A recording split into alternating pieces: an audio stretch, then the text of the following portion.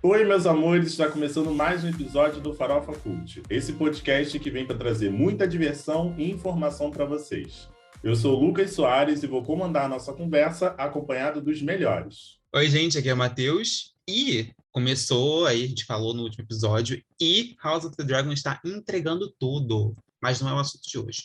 Oi, gente, aqui é a Joana e eu quero dizer que eu sinto muita pena de quem não é K-popeiro, porque em agosto tivemos grandes lançamentos da música pop coreana.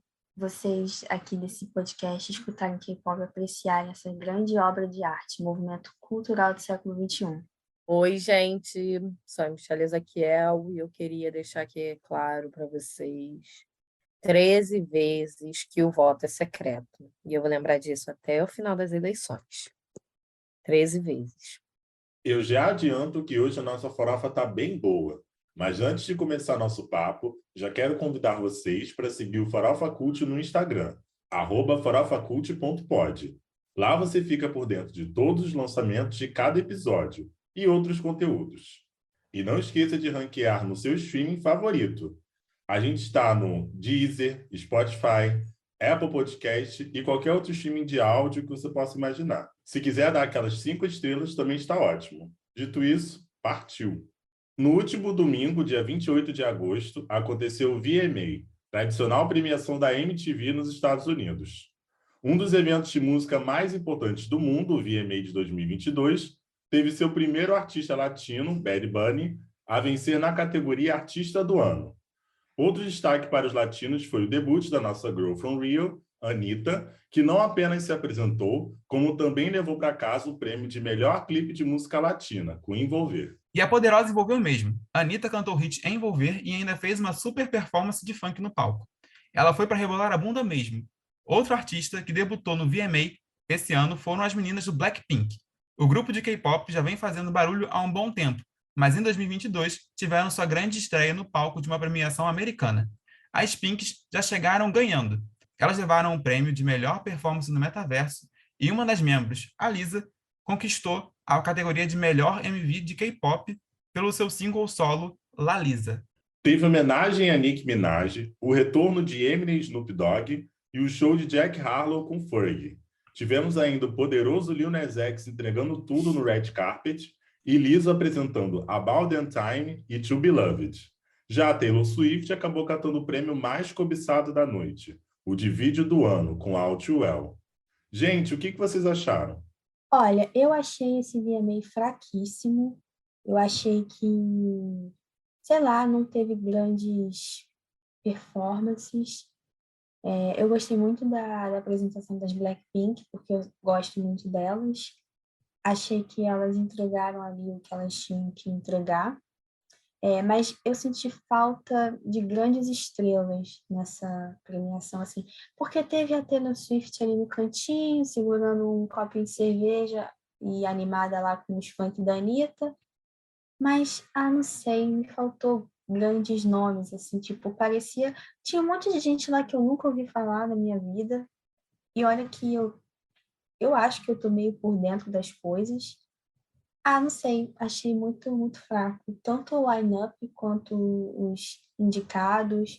Não sei, 2022 foi um ano tão chato assim para música, mas eu particularmente achei a premiação muito chata. Eu estava ansiosa pela apresentação das meninas do Blackpink, gostei muito. Tava querendo conferir a da Anitta também, porque eu sou brasileira e a gente tem que valorizar o produto nacional. Eu fiquei muito feliz, assim, pela conquista da Anitta. É, achei, achei, assim, a apresentação dela ok, né? Uma apresentação da Anitta, assim. Mas ela também não... eu achei que ela entregou o que ela tinha que entregar ali. Não achei nada lendário, mas acredito que ela deu o nome, né? Botou o Rebolado para jogo e achei muito legal ela ter vencido também. Achei tão bonitinho, assim, o olhar da Becky G para ela, que era a menina que estava concorrendo com ela, né? Na categoria. Achei muito legal, assim, essa união latina delas. E acho que a Anitta ganhar um prêmio num evento tão importante quanto o VMA é muito importante, é muito significativo, né? E ela lá com aquela síndrome dela de ser a primeira em tudo, mas a gata rompe barreiras mesmo, é isso. Não tem como dizer que ela não tá estourada, né? Ou pelo menos que ela não tem tudo para estourar. Espero que essa conquista abra muitos caminhos para ela lá fora. Comentou da Becky G, né? A Anitta e a Becky G têm um feat juntos, né? A famosa Banana, né? Banana a música, né? Acho que é. É com a Becky G. Só um adendo X aqui. Então, é uma amizade do pop latino aí. Mas continuando também falando, Joana falou da empolgação para o VMA também, né? Eu acho que a gente também tem falado isso nos outros episódios que a gente fez sobre premiação, que é essa queda de interesse também, né? Então, talvez a qualidade, a gente nunca sabe se tem menos gente assistindo, mais decepcionadas porque a qualidade caiu, ou a qualidade caiu porque tem mais pessoas saindo, né? Então, não assistindo tanto. Então, acho que reflete meio que nisso, né? A gente sempre esperando sempre a apresentação mais Super Bowl possível, e aí tem essa possibilidade de ter rolar uma decepçãozinha como que foi apresentado. Eu acho que eu concordo muito com a Joana, assim, foi uma apresentação, assim, quando vocês olhou as apresentações, você viu, assim, sei lá, parece que faltou alguma coisa ali, sabe, um tempero, assim, uma coisa que chamasse mais atenção e tal.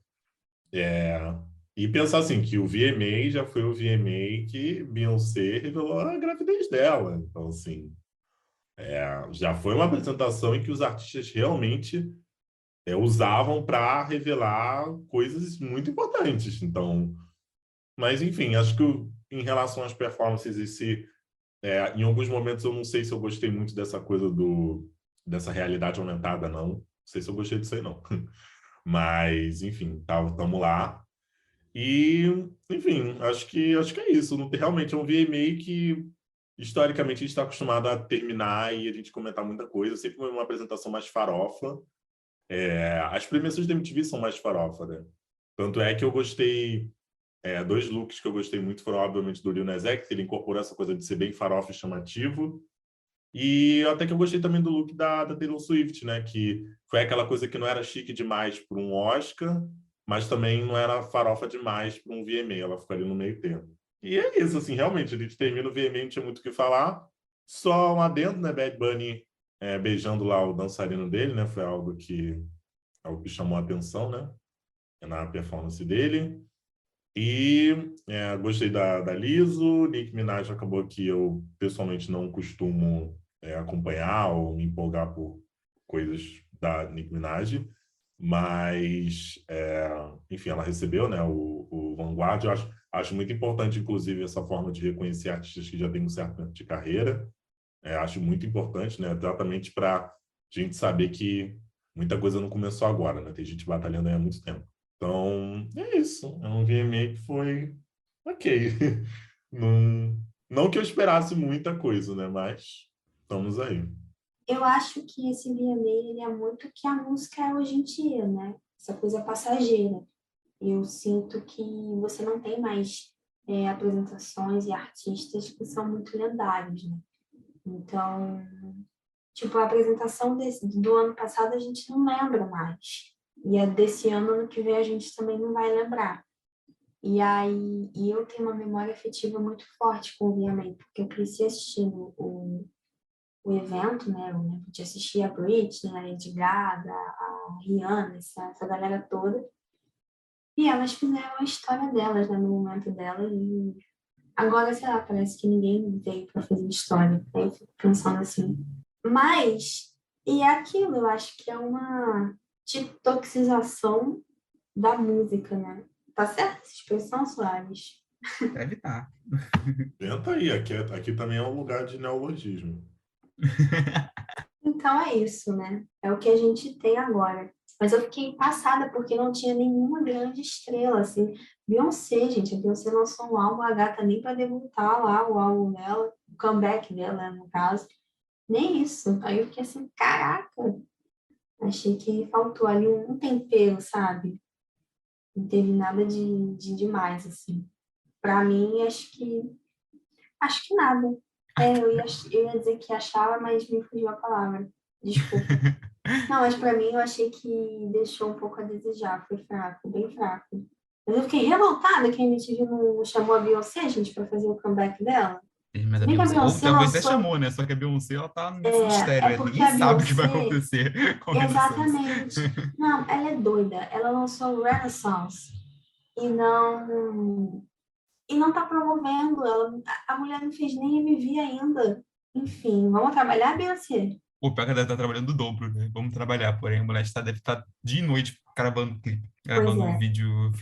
filme Porque de ela é Renaissance. dessas. Não me surpreende. Daqui a pouco ela lança aí o MV de todas as músicas de uma só Mas deve vez. ser isso mesmo. Ela lançou aquele teaser de 3 minutos pra nada, de 2 minutos pra nada. Assim, eu não vi todas as apresentações, né, do VMA esse ano, até porque rolou o debate junto enfim, né, 13 razões para assistir o debate. Então, eu vi só realmente algumas apresentações, entre elas, das que eu vi, né, foi a da Anitta, que ganhou, eu achei super importante ela ter ganho. Tudo. Aí vocês vão falar, mas a Michelle sempre critica a Anitta. Mas a gente tem que falar quando a pessoa, né, faz uma coisa interessante, ganha um prêmio que, porra, vale a pena e tal. Então, parabéns à Anitta. Achei legal, sim, ela ter ganho, né? Tipo, merecido, né? Que ela, porra, ela entrega, né? Ela tem entregado bastante ultimamente. Então, achei bem merecido dela ter ganho, né, esse prêmio. Mas também eu reparei meio que isso que a Jojo falou, né? Eu esperava apresentações mais fortes, né? Mais impactantes e não sei, faltou. Acho que é um pouco do tompeiro que o Sossô falou, mas achei que faltou realmente, assim, nas apresentações que eu vi. A própria apresentação da Anitta, eu pensava dela chegar com o pé na porta, né? E não foi bem o que rolou. É isso, gente. O VMA não foi o que nós, farofeiros, que amamos uma farofa, esperávamos, né? Então, é isso. Basicamente, não teve farofa, então a gente não gostou. Nota 0. Serviu alguns looks maravilhosos, mas a gente não vai assistir VMA para ver look, né? A gente vai ver para ver farofa, polêmica e barraco. Não teve nada disso. Mas e a nossa expectativa continua muito baixa para as próximas premiações, porque nas últimas edições a gente só falou mal de premiação. Então, não esperamos muita coisa, mas a gente vai manter a fé. Se o senhor fosse um pouquinho mais educado e menos mimado, o senhor teria respeito pelo que eu estou falando. Eu não estou acima da justiça. Se eu não acreditasse na justiça, eu não tinha feito partido político. Eu tinha proposto uma revolução nesse país. Que Deus tenha misericórdia dessa nação. Na semana passada, rolou a tradicional entrevista do Jornal Nacional com alguns dos candidatos à presidência da República. Como sempre, a Globo convidou apenas os 4 mais bem colocados na pesquisa de intenção de voto do Instituto Datafolha. Foram eles: Lula, do PT, Bolsonaro, do PL, Ciro Gomes, do PDT e Simone Tebet, do MDB. As entrevistas foram conduzidas pelos âncoras do JN, William Bonner e Renata Vasconcelos. Os candidatos falaram sobre suas propostas de governo e temas como saúde, educação, políticas públicas e economia. Como já era de se esperar, os 2 maiores destaques da sabatina foram Lula e Bolsonaro, os 2 candidatos mais expressivos dessa eleição.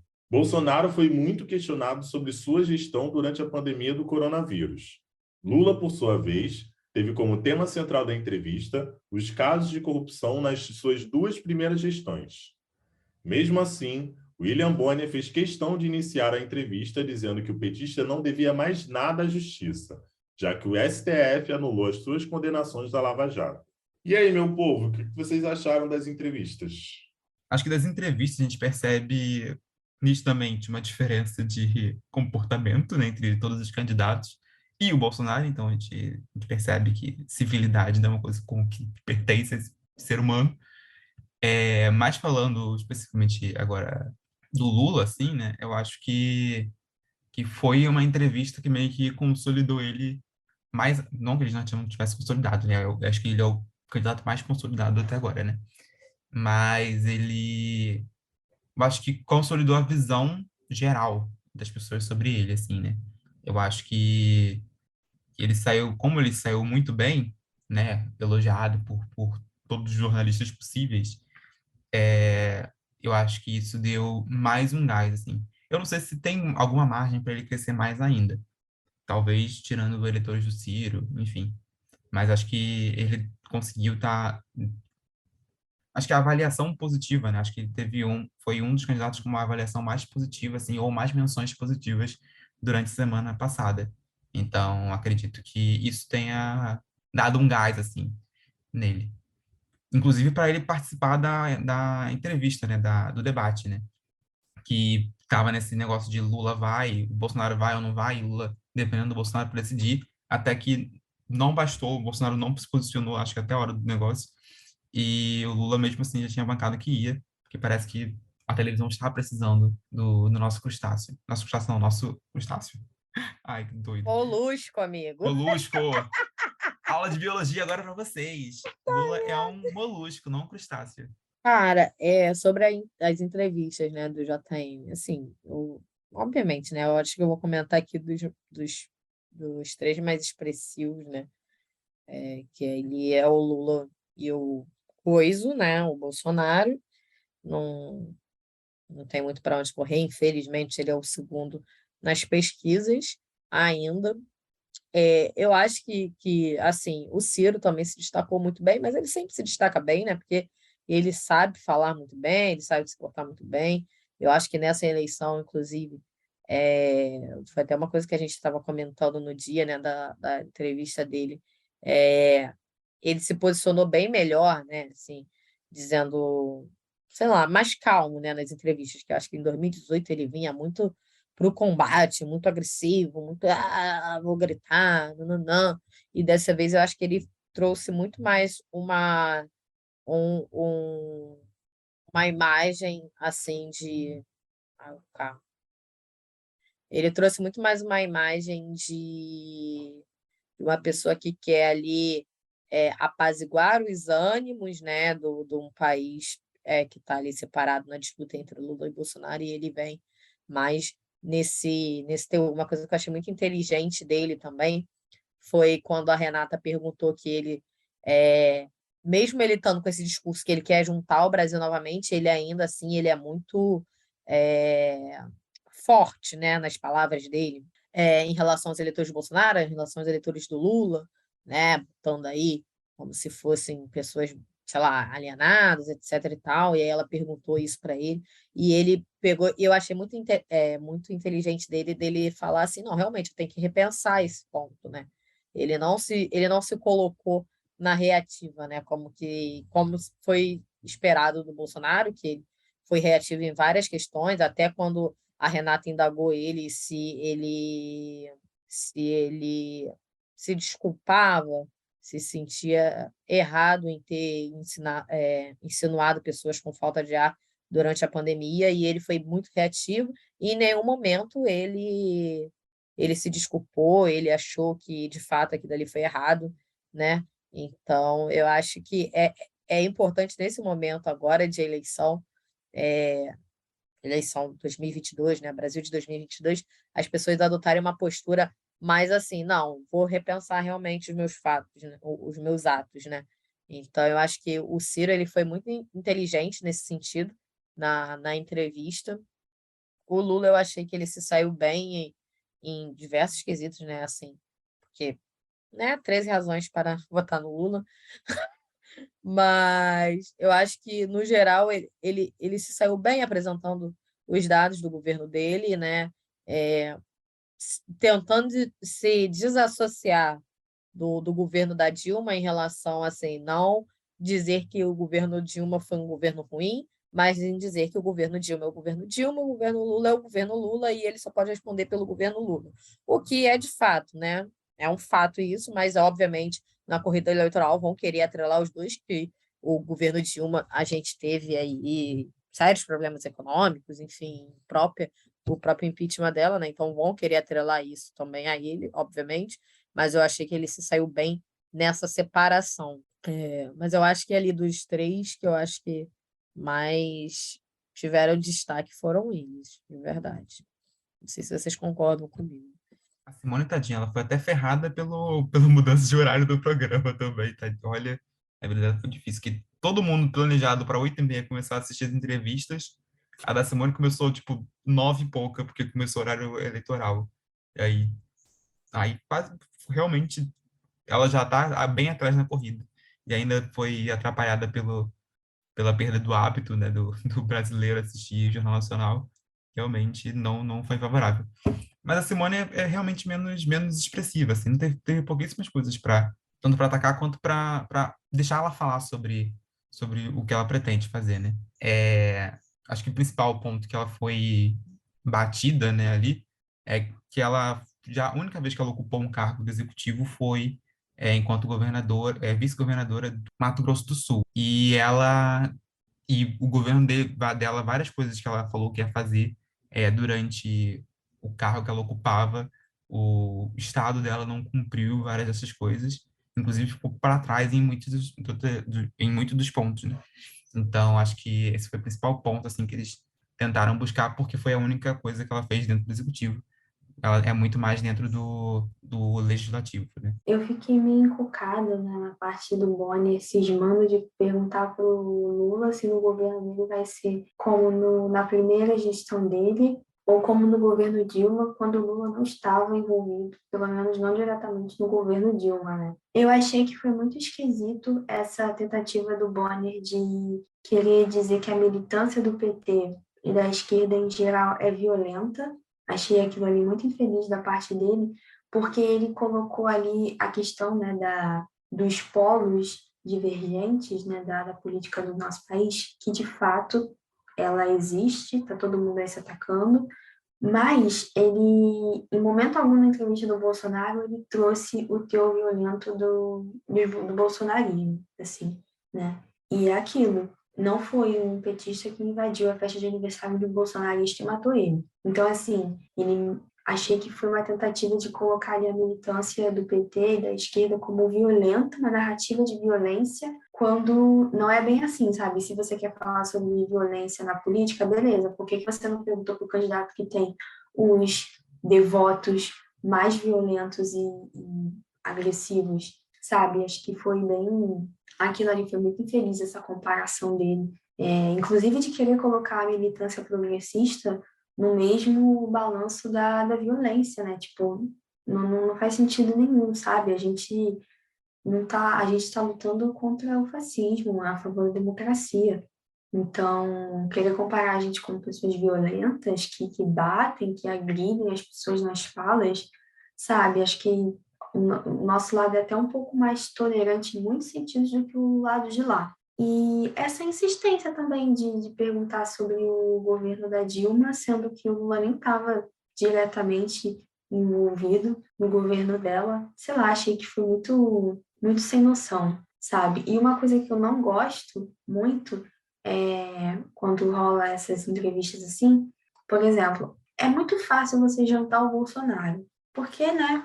E aí acaba que fica a internet toda falando assim, ai, parabéns, jantou, lenda, não sei lá o quê, só que a gente tem que ter noção de que o bolsonarismo, ele existe, porque eu acho que a mídia é muito culpada também, sabe, de todo esse caos que a gente está vivendo, desse sentimento de antipetismo e nascimento do bolsonarismo, e eu acho que essas entrevistas, elas reforçam muito isso, sabe? Por exemplo, a questão deles pegarem no pé do Lula, de que a militância dele é violenta, é a do Bolsonaro, não houve uma menção sobre como o bolsonarismo ele é baseado nas questões das fake news, ele é baseado também no ataque aos adversários, não houve isso, sabe? E aí você vê com outros candidatos. O Boni e a Renata falando com a Simone pareciam que estavam falando com um cordeirinho, sabe? Então, sei lá, eu acho que essas entrevistas, elas têm sempre ali um teor, né?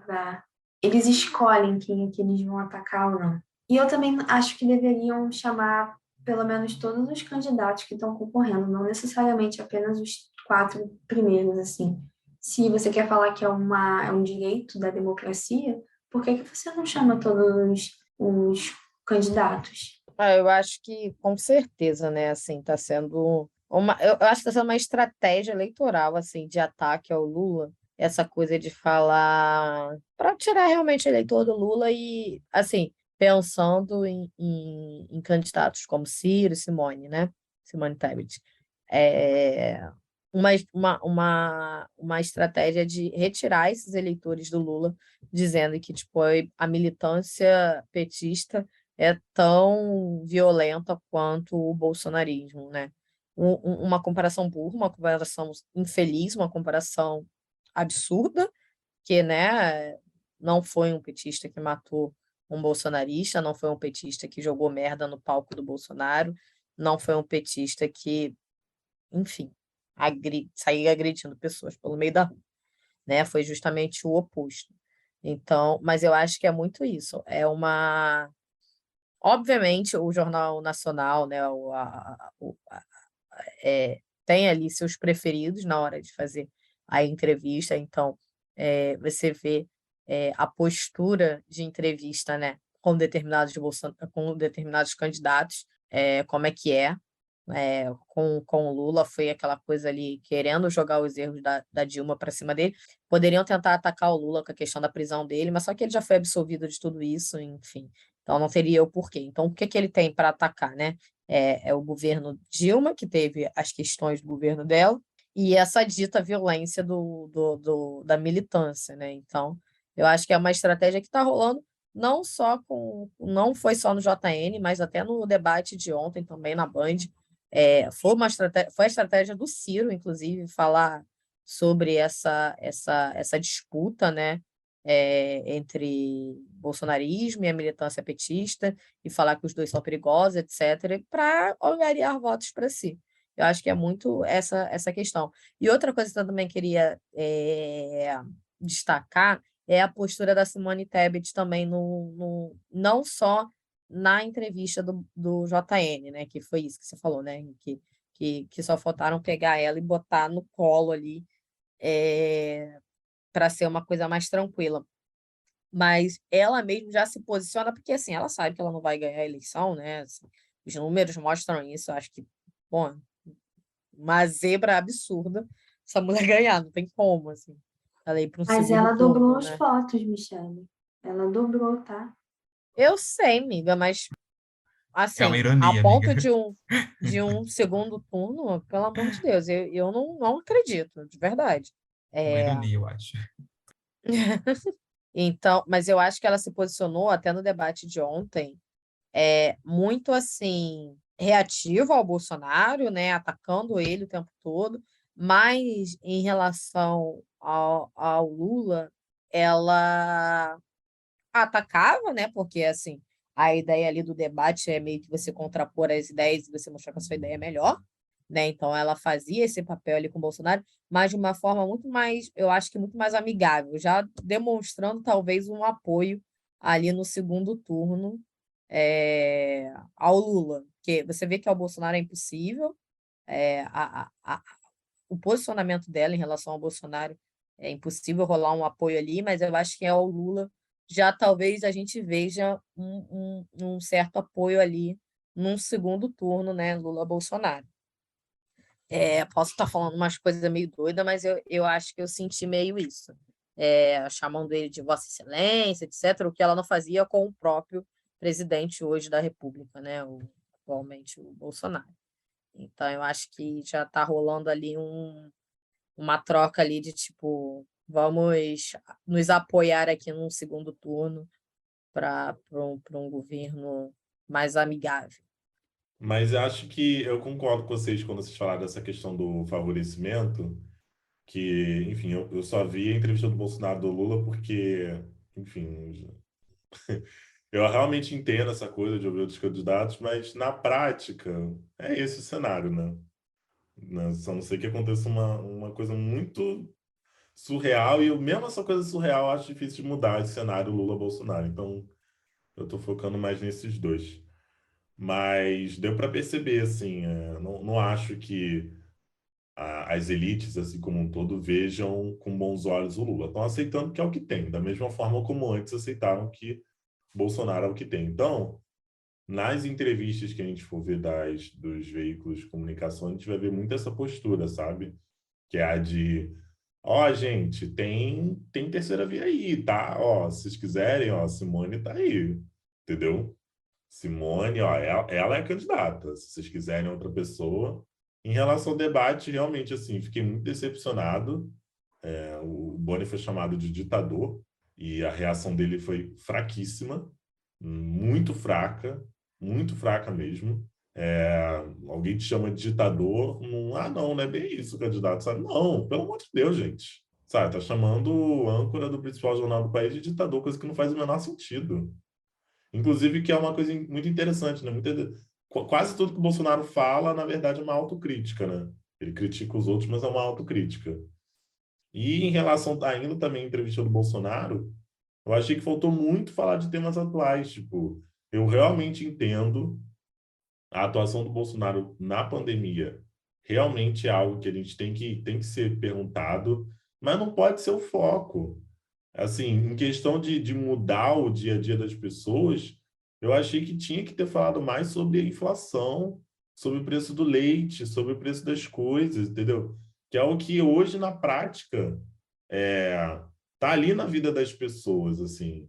Eu acho que tinha que falar da pandemia do coronavírus, mas não acho que esse deveria ser um foco. Acho que esse deveria ser um dos temas que deveria realmente ter tratado sobre a inflação, sobre, enfim, o que esse desastre que é esse governo dele, que o impacto de hoje em dia. E nisso aí, eu acho que, realmente, assim, quem estava assistindo o debate, principalmente essa galera que está mais indecisa, que é aquela galera também que é Lula, porque, enfim, é melhor que o Bolsonaro, sentiu muita falta, que é o preço das coisas no mercado. E aí, enfim, a gente não vai falar do debate que teve pouco tempo depois, né, de a gente estar gravando essa edição, mas que também é um tema que parece que não está entrando ali. Então, assim, é realmente um apelo para que falem mais do preço das coisas, dos alimentos, das coisas, não só da miséria, mas o que está levando à miséria das pessoas, que é o preço dos alimentos. As pessoas não estão conseguindo comprar as coisas. Então, assim, falar um pouco mais dali, sabe?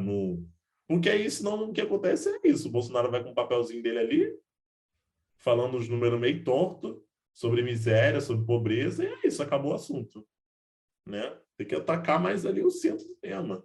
Mas é isso, eu acho que eu espero um pouco mais de tentar sair um pouco desses temas que o Bolsonaro tem uma resposta pronta. E em relação ao Lula, realmente não tem o que falar. O cara nasceu para isso. Acho que daqui a muitos anos a gente ainda vai ver muitos estudos sobre a retórica e o poder de convencimento o jeito que fala, o jeito que se articula, a forma como ele convence as pessoas. Realmente é uma pessoa que sabe muito bem se expressar. O Lula se enrola em pouquíssimos momentos e acerta na maioria deles. Então, realmente é uma figura aí que vai ficar por muitos anos, que a gente vai estudar muito no futuro e tal, porque, enfim, é o melhor presidente da história recente do Brasil. Então, não é à toa. Alô, vocês sabem quem sou eu? Vamos fazendo. Chama que eu vou. Desde que Patrícia Poeta e o Manuel Soares começaram a apresentar o encontro, só se fala da falta de sintonia entre os dois. A jornalista já foi acusada na web de fazer cara de nojo para o colega em alguns momentos do programa. A audiência também notou que Patrícia fez várias interrupções e não deixa Manuel ocupar posições de destaque. Para alimentar ainda mais a desconfiança do público, recentemente começou a circular uma informação de que os dois tinham brigado feio durante a reunião de pauta do programa. Até agora, ninguém da produção se pronunciou sobre esse climão, mas é visível que os apresentadores não estão na mesma sintonia. A torta de climão está tão nítida que muitos estão especulando a saída de Manuel no comando do programa. Enfim, parece que depois da saída da Fátima, o encontro passou a ser com caos. E aí, gente, o que vocês acham que vai dar nessa treta? Mas é muito doido, né? Porque acho que todo o problema foi... Se desde sempre fosse o encontro com a Patrícia, não haveria um problema, não haveria ruído de sintonia, assim. Mas o que me pareceu, desde o começo da comunicação da Globo, era que era encontro, ponto, e que os dois novos apresentadores do encontro seriam a Patrícia e Manuel. Porque geralmente era essa dinâmica que já acontecia, né? Toda vez que a Fátima não estava presente, né? Estava de férias, e muitas férias, inclusive, que a Fátima tem durante o ano, é, eram os dois que apresentavam, né? E com a mesma equivalência, né? De poderes ali dentro do programa, né? Com as mesmas funções, né? E aí, quando virou um encontro sem Fátima Bernardes, parecia que ia ser isso, né? Como sempre era no tapa-buraco da Fátima. Só que não virou isso, né? Virou meio que essa guerra de poder para ver quem dominava, ficava na frente. E aí virou encontro com Patrícia oficialmente. E parece para mim que não era para o Manuel ter saído do É de Casa até hoje, assim. Enfim, ou deveriam ter arrumado alguma coisa melhor para ele. Porque senão fica essa coisa estranha, né? O encontro já estava caindo bastante de qualidade, assim, eu acho. Mas parece que desceu mais ainda a ladeira. E a impressão que eu também tive, além dessa confusão que aconteceu, é de que no final das contas o que era para ser uma promoção do Manuel, ele foi rebaixado, porque ele era co-apresentador do É de Casa, ele tinha você percebia pela formação do programa que ele era um co-apresentador, ele estava em equivalência com os outros apresentadores, em questão de entrevista, em questão de conduzir pauta, em questão de conduzir o programa, né? A forma como o programa você via a composição visual dele. E aí agora parece que ele virou só um ajudante de palco. É isso, tipo, um repórter que fica ali dentro do programa, mas que só vai prestar serviço à Patrícia. E aí ficou essa coisa muito confusa mesmo. Fica confusa para o público, confuso para o programa, e aí fica essa briga assim, de ver quem manda, quem não manda. Realmente eu não sei qual é a saída, mas eu acho que se deixar eles juntos até o final do ano no mesmo espaço, aí acho que vai começar a ter aquela troquinha de farpas ao vivo, que enfim, é isso, porque nos bastidores, pelo que estão falando, já está rolando. E a Fátima sempre teve, né, essa função do jornalista ali de palco, né, de acompanhante de palco, né, já foi o Vera, já foi o Vitor Sarro, infelizmente, já teve o Laí Renault, agora recentemente era o André Curvelo, e aí fazia sentido, você conseguia ver que eles tinham uma posição ali de não ser o protagonista e de apoiar, né, ser escada para Fátima, né, mas não era essa a ideia do Manuel Soares, eu acho. Ou se venderam ou talvez venderam errado para o Manuel a ideia. Enfim, acho que ele não sairia dessa posição para ir para uma apresentação de um programa que ele não estava na frente, como ele já estava na frente de outro programa, né? Mas eu acho que, assim, na Fátima, eu acho que rolava mais uma posição de respeito em relação ao trabalho daquela pessoa, né? Mesmo que hierarquicamente falando, ele estivesse abaixo dela, tal, o programa era dela, a apresentação dela, exclusivamente, tal, acho que ainda rolava mais respeito em relação a essa posição. O que não está rolando, mesmo que não seja mais essa posição, né? Que a ideia ali pelo menos, eu acho que para mim, eu acho para todo mundo, né? Meio que ficou, tipo, vai ser uma apresentação dos dois, né? Da Patrícia, do Manuel, vai ser uma coisa ali em dupla.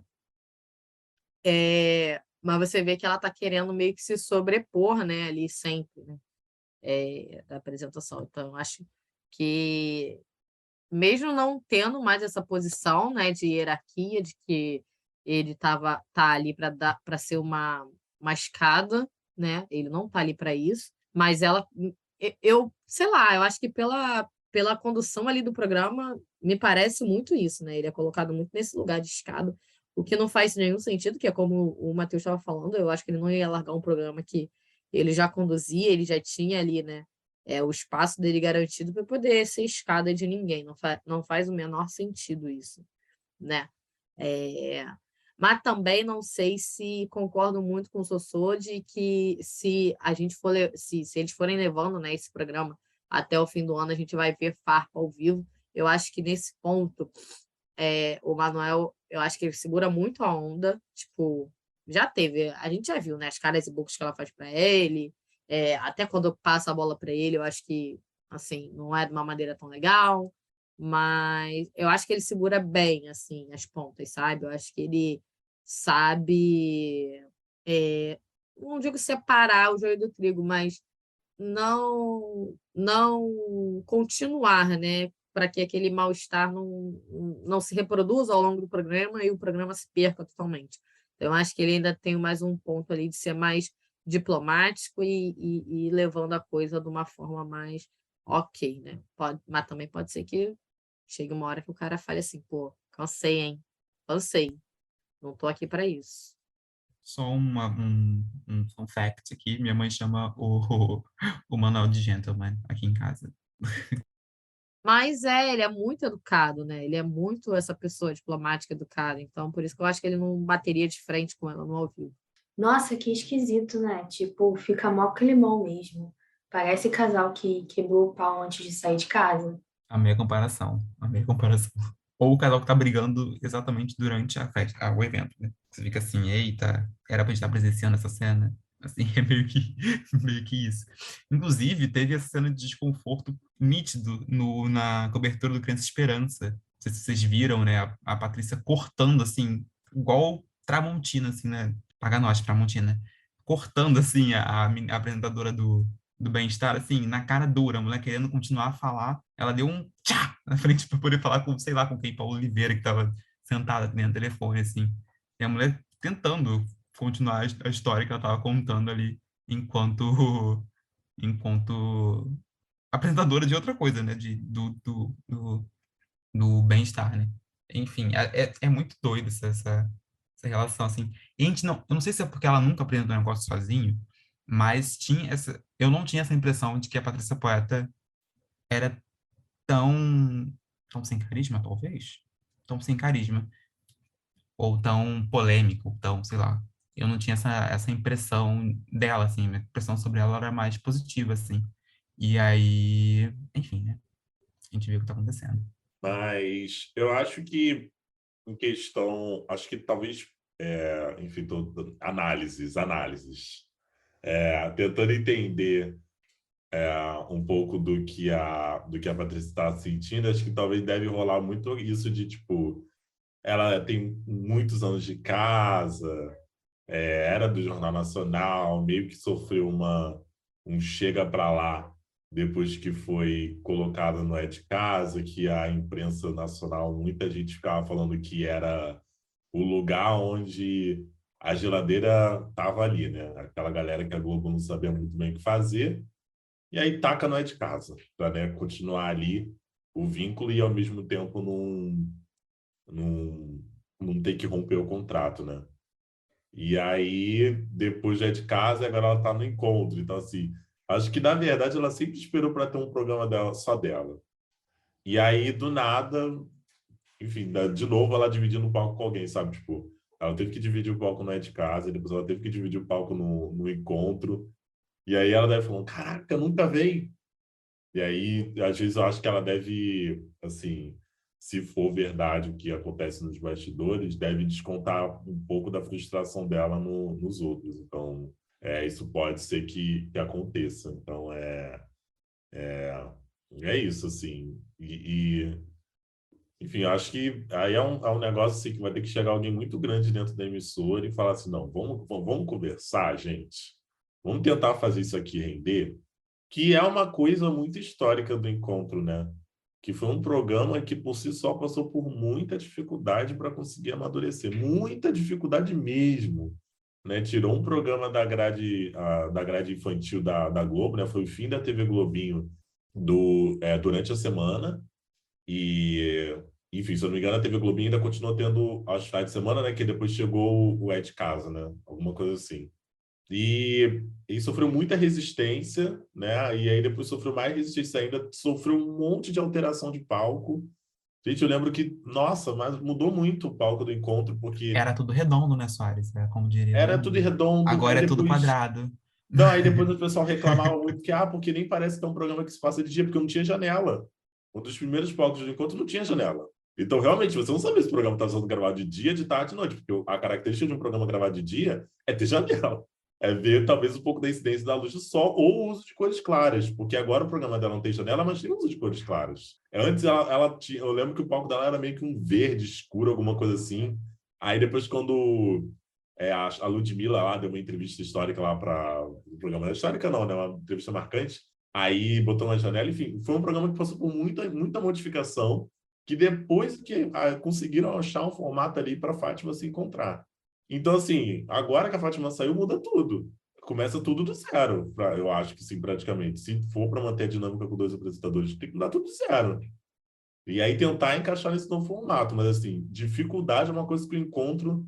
Olha, acho que foi um dos únicos programas da TV que persistiram até o fim, porque passou anos e anos e anos ali, galera batendo o pé, porque não vai ter que dar certo o encontro até dar certo.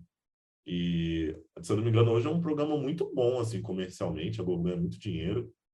E, enfim, é um programa ali que cumpre um bloco bom, assim, de falar um pouco de jornalismo, um pouco de redes sociais, que é um perfil que a Ana Maria, depois até ela mesma também assumiu. Mas que na manhã da Globo foi o encontro que começou, né? Mas eu acho que é isso, cara. Vamos ter que testar, teimar e contar um pouco com a vontade dos dois mesmo.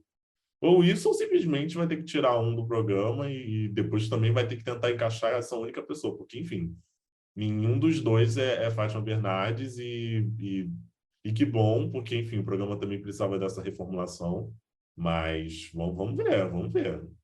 O caminho não é fácil, não. Mas acho estranho que eles reformularam sem reformular, né? Acho que não mudaram cenário, não mudaram nada, só colocaram os dois lá. Inclusive fizeram uma mudança, né, de cidade, né, do mesmo cenário, assim. Podia ter construído um cenário novo, para poder dizer, agora é uma nova fase do programa. Mas, e as pessoas reclamavam muito também do carisma da Fátima, mas eu sempre achei a Fátima boa, então não tenho muito a reclamar, assim, da qualidade do programa, assim. Sempre achei que ela conseguiu mandar no que deveria acontecer ali. Eu acho que só depois da pandemia, durante a pandemia, depois da pandemia, o programa deu uma caída sinistra e depois eles não conseguiram reerguer agora enquanto dupla. Mas é isso, assim, acho que o que tinha que acontecer era uma reformulação do programa e não houve nenhuma reformulação do programa, assim, continua a mesma coisa que estava durante a pandemia, assim. Acho até estranho, né? Porque geralmente eles convidavam vários atores e cantores e o negócio acontecia ali, chamava especialista para sentar junto e, tipo, hoje em dia chama só uma pessoa, um artista, aí às vezes um especialista e um músico, assim, e antes o programa era bem maior, assim. Enfim, acho estranho que não aconteceu, né? Acho que rola também uma frustração da Patrícia, não que isso justifique, né? Mas eu acho que eu sinto ali nela uma frustração de nunca ser a protagonista em nenhum projeto em que ela está participando. Ela saiu do JN, que era um posto de muita importância para ela como jornalista, e foi ser uma apresentadora coadjuvante, né? Porque todos os projetos que ela participou da Globo, ela tinha uma outra pessoa. Então, não sei, eu acho que eu sinto um pouco disso dela, assim, essa frustração de não ser a protagonista. Porque tem gente que é assim, que tem muito essa síndrome de protagonista, né? Não sei, vamos aguardar. Espero que o Manuel não seja prejudicado, porque ele é muito carismático, muito inteligente. E eu acho que é muito importante um programa como o Encontro ter alguém como ele, com a sensibilidade dele, né? Porque em vários momentos ele se mostrou uma pessoa muito sensível, assim, em debates sobre temas bem sérios. Ele traz uma humanidade pro programa, sabe? Ele é uma pessoa muito humana, então acho que a presença dele ali naquele programa é fundamental. Eu também acho que a presença dele é essencial por ser um programa que passa por muitas verticais, por muitos assuntos diferentes. Eu acho que falta tanto, né? Apresentadores negros, principalmente na área do entretenimento. Então, enfim, também sou a favor da permanência dele. E é isso, acho que é uma questão muito de ajuste, mas a gente sabe que eles vão tentar. Vamos ver, né? Uma reformulada aí, como o Matheus sugeriu, não seria ruim, não. Tchau, meus amores. Esse foi mais um podcast de Farofa Cult. Espero que vocês tenham gostado. Nessa edição teve muito babado, confusão, gritaria, como a gente gosta, dessa farofa gostosa, essa mistura boa. Espero que vocês tenham amado. Se vocês não gostaram, não sei. Se vocês não gostaram, guardem a opinião para vocês. Se vocês amaram, vão lá dar esse feedback positivo no Instagram. E é isso, meus amores. Até a próxima quinzena. Se não gostou, o que está fazendo aqui? É essa a questão. Se chegou até esse minuto e você não gostou, amigo, vai embora. Perdeu seu tempo à toa. Mentir pra gente, porque a gente gosta de mentira. Vá lá no A Instagram e pessoa mente chegou pra até gente. o último minuto do podcast, não gostou realmente. Uma hora olha. dessas, gente. Uma hora dessas. Um beijo, pessoal. Até o próximo episódio com novos temas. Adeus. Tchau, tchau. Obrigada pela companhia, gente. Um beijo, meu povo. Até a próxima quinzena. Fiquem com Deus.